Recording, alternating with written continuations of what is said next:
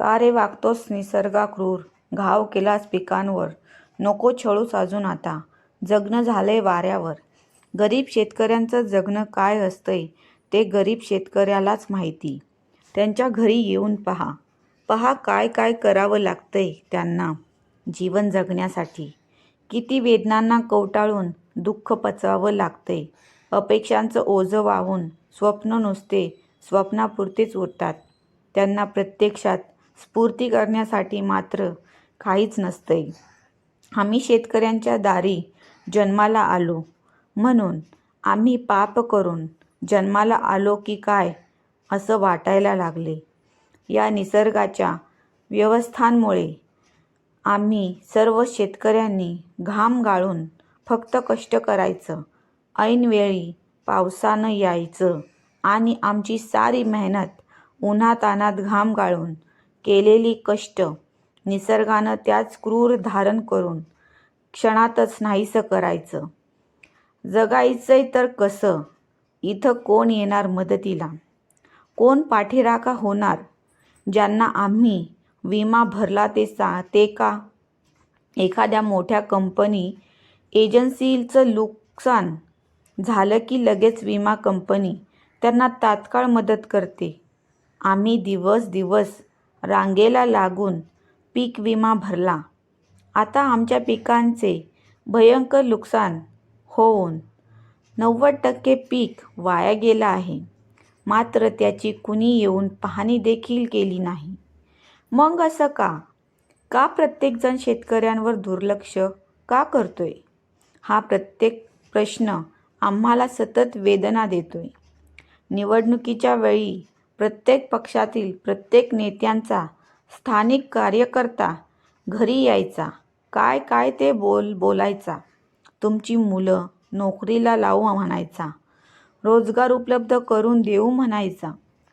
वातावरण अगदी प्रसन्न करून जायचा. पण आज ती लोक तोंड देखील दाखवायला तयार नाहीत. महामारीने प्रचंड प्रमाणात बेरोजगारी निर्माण झाली. यात आमची मुलं बाळं खूपच होरपाळून निघलीत. अनेकांच्या हाताला काम नसल्याने त्यांच्यावर बेकारीची वेळ आली आहे. त्यात कोणालाही काही देणं घेणं नाही की काय असं वाटायला लागले.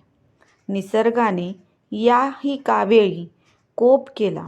धोधो वाऱ्यासह पडून सारं आमचं जगच क्षणार्धात वाऱ्यावर केलं. ऊस मातीचं झोपविला तर सोयाबीन, कापूस, मूग नासून टाकला. यावर्षी आता जगायचं कशावर? पिकाचं वाटोळं झालं आता. ते परत तर येणार नाही ना. मग हे वर्ष कसं काढायचे? शेतकऱ्यांना व त्यांच्या मुलांना कधी आयतं खायची सवय नसती. ते मेहनतीनेच कष्ट करून जिवंत जगतात.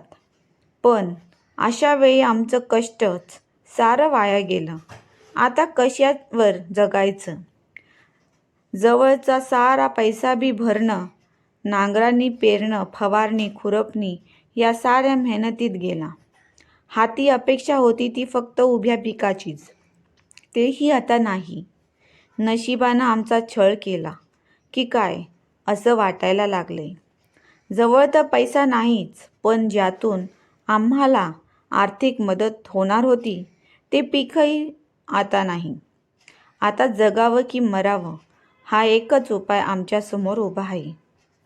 मुलं घरी बसूनच आहेत. कोणी त्यांना काम द्यायला तयार नाहीये. आता पुढील सुगी येईपर्यंत शेतकरी असूनसुद्धा मजुरी करूनच पोट भरायची वेळ आली आहे. पोटासाठी वणवण भटकायची वेळ आली आहे. अशा वेळी होत असेल तर मायबाप सरकारने काम उपलब्ध करून रोजगार निर्मिती करावी ही शेतकऱ्यांच्या आम्हा मुलांची विनंती आहे.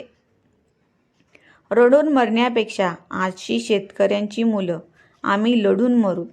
पण जिकडे तिकडे पाहावं काहीच दिसत नाही ना. घरी थांबावे वाटते ना रानात जावं वाटतं. रानातले तर ते रखरख करणारे दृश्य पाहून काळजात काहूर उठते.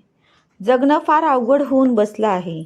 कधी बाजरीचं, कडुळाचं धसकट पायात आरपार घुसन मोठं धुक्क झालं तरी त्यावर उपाय करण्यासाठी देखील आर्थिक परिस्थिती आडवी येते.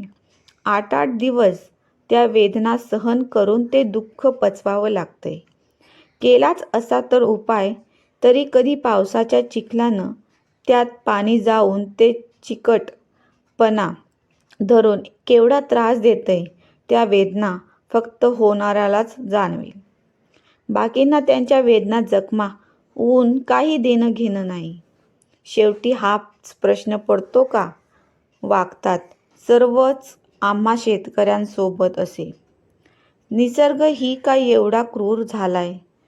त्यांना अजून आमचे किती हाल करायचेत ना? मरू देतोय ना जगू देतोय?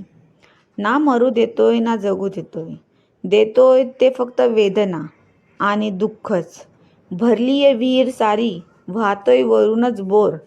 गेलंय नासून पीक सारं, मनी लागलाय घोर.